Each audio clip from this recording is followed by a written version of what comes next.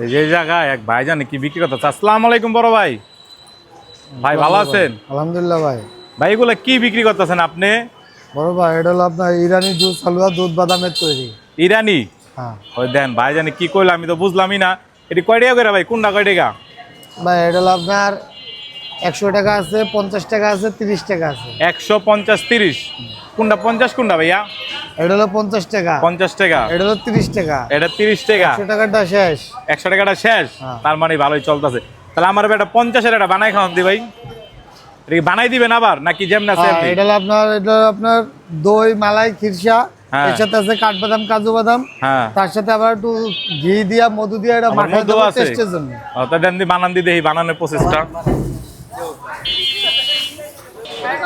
ওই দেন বানানোর 30 প্রসেসটা টাকা। লইতাছি।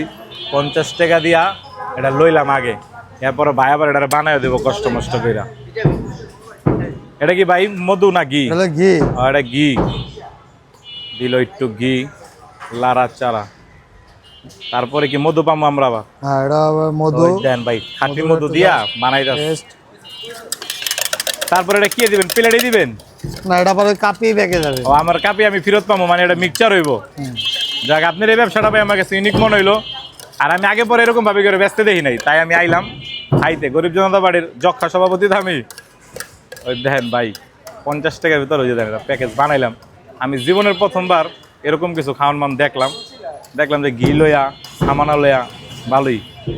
আসলে যাক। ভাই সবকিছু ভাই নিজের কাছে। আমি সর্বোচ্চ আপনার স্বাদের বিবেচনা করে লাভের চিন্তা না করে জিনিসটা তৈরি করছি। প্রচারের লেগে যার ব্যস্ত কারণে- আছেন।